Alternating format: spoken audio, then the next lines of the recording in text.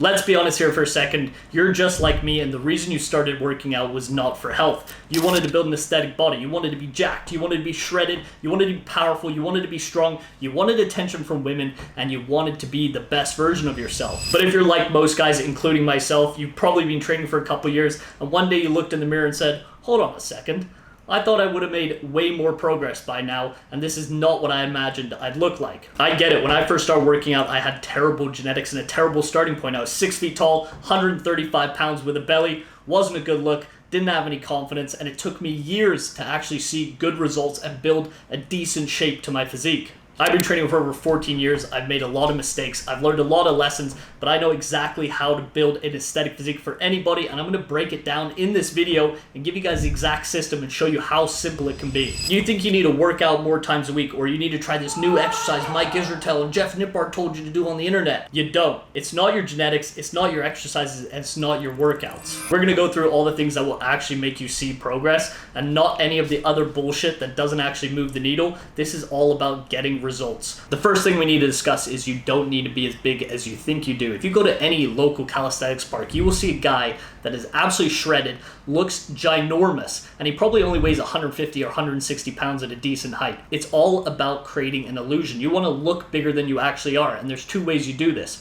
One with proportions and one with low body fat percentage. Those are the two most important factors for building an aesthetic physique. And we're talking a physique that everyone can find appealing, basically. You have some well-developed muscles, you're low body fat, so you look good with your shirt off, but in clothes, people can still tell you work out. Your symmetry and proportions are one of the most important things. So symmetry, we're talking about left to right, you're pretty much balanced. If you have a slight imbalance, that's totally normal, but proportions is all about making your waist basically look as small as possible. We do that with wide shoulders, wide, thick back, and well-developed quads. That creates the illusion of a smaller waist regardless of how big your waist is. That should be always what you're focusing on, and that is called a V taper. Basically that big wide back and shoulders down to a tiny waist. All of us are going to have different body structures. Some of us are going to genetically have slightly wider waists. Some of us are going to have slightly narrower shoulders, but it doesn't matter. You should always be focusing on getting wider at the top, narrower at the waist, and slightly bigger legs. But the truth is you don't need massive legs, and anyone who tells you that is a liar. And I'm saying this because my legs are massive.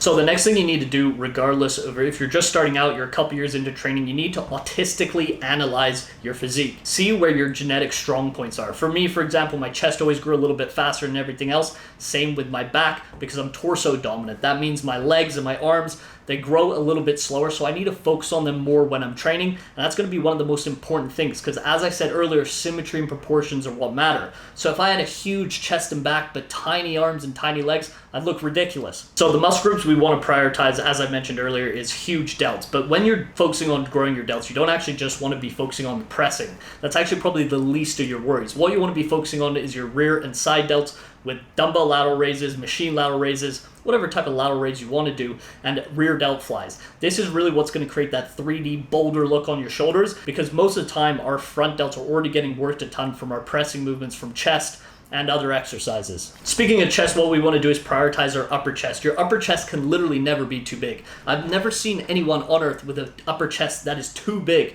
And the thing is if you just train your lower chest, you do a lot of decline or regular bench, you're going to end up looking like you have saggy gorilla titties. And that is not ideal for aesthetics. We want a full chest, top to bottom, looking like a plate of armor, looking like you're a medieval knight running into battle with a thick, succulent chest. So to prioritize it, as I said earlier, you just want to put those exercises at the beginning of the workout. So if you're doing a chest workout, you want to do your incline presses earlier.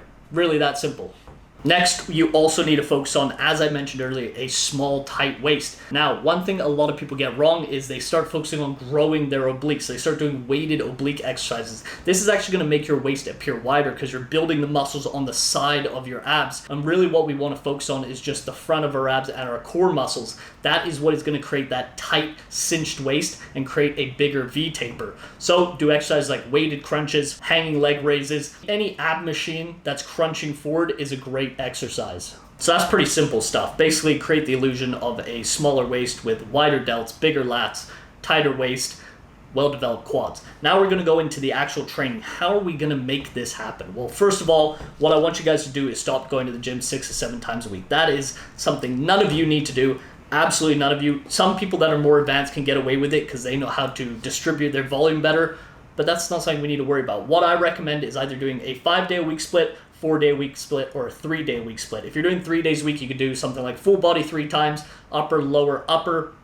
If you're doing 4 times, you could do variations of upper, lower, upper, lower. What I like to do to focus more on aesthetics is do upper body, lower body, rest, then chest, back, and delts, and then the next day do arms and hamstrings. That's the way we can put more focus on our glutes and hamstrings, but we also get to train our arms and get a huge pump on leg day, which is the best of both worlds. I know it's difficult to start going to the gym less, especially when you first start training, because you're so excited. It's this fun new activity, but in reality, long term, it's going to be a lot better. You're going to see better results. You're going to have better recovery, and you can actually focus on other parts of your life. So you're not a one-dimensional gym bro. We want to become multi-dimensional, because if you have a physique and you have no personality, or you have no charisma, or you have no swagger, no one's going to care, and it's not going to get you anywhere. So you want to become a well-developed individual. So use your rest days wisely. I just went off on a tangent, but you get the idea. Focus on having 8 to 20 sets per week per body part, and split them up between 2 training sessions ideally. Some muscle groups, actually like legs, you can get away with doing lower end of volume, like 8 sets per week if you train them really hard to failure, and only training them once, like your quads. But for the majority, and a good rule of thumb is train everything twice a week, 8 to 20 sets, 3, 4, or 5 times a week. You don't need to be focusing on increasing the volume each week and doing, 3 reps in reserve this week, then 2 reps in reserve.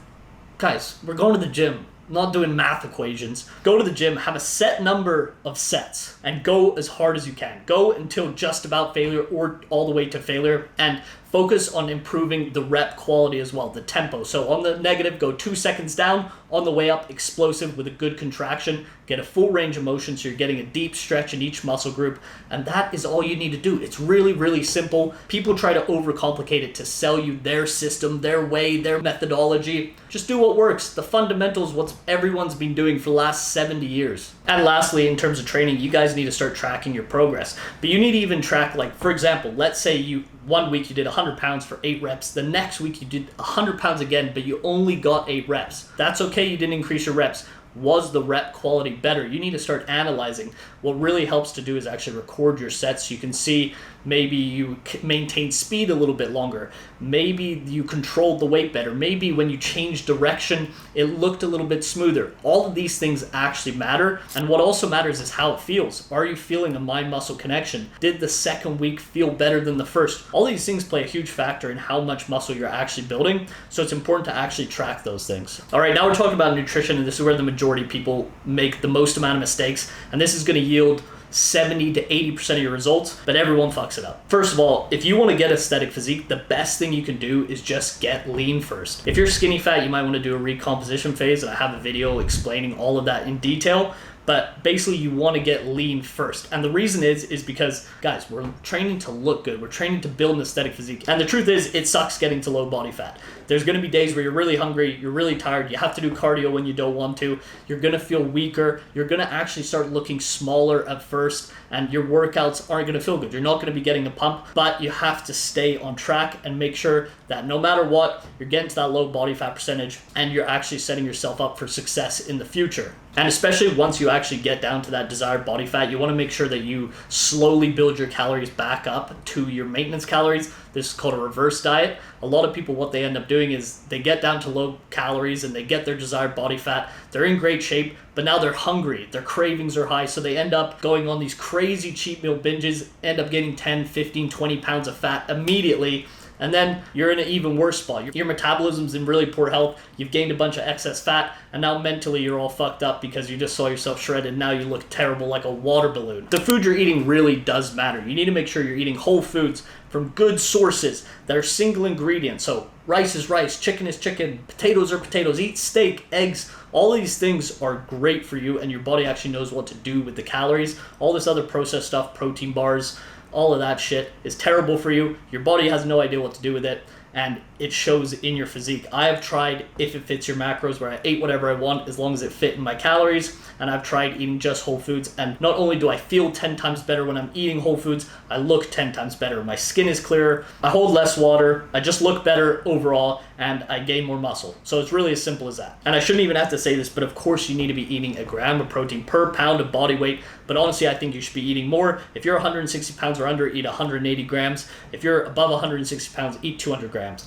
What's it gonna hurt eating a little bit more protein? And if it adds an extra 0.25 pounds a year of muscle, why not do it? I highly recommend emphasizing your carbohydrates more than your fats. A lot of people are on this low carb or no carb fad these days. That is going to make you feel terrible if your goal is to gain muscle, because when you're in the gym, your body actually uses the glycogen from the carbohydrates as energy. So that's when you get a pump and your muscles are pressed against the skin and you're all veiny. That is from eating carbohydrates. So you want to make sure you're emphasizing your carbohydrates, getting at least 50 grams of fat per day and the rest of it carbs. And that's going to fuel your workouts, make you visually look better, and overall, you're going to have more energy throughout the day as long as they're coming from whole food, clean sources. And one of the best ways to actually stay consistent on your nutrition is literally just having simple meals that you can always refer to and you know the exact calories and macros of it, rather than trying to weigh out every single granule of rice and almond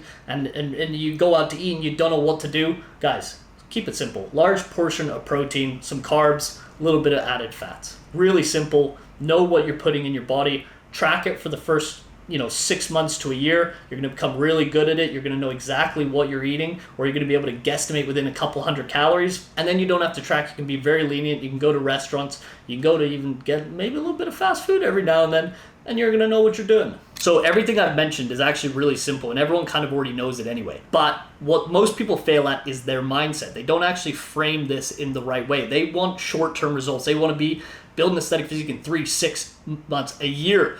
It's just unrealistic. You have to look at this as a longer time frame and enjoy the entire process of doing it, and really relish in how much progress you can make in the beginning and still not be even close to your goal. If you're sick of spinning your wheels and feeling average and you want to expedite this process to building an aesthetic physique, you can book a free one-on-one call with me. We'll talk about your goals, how we can get you there, and basically come up with a game plan together.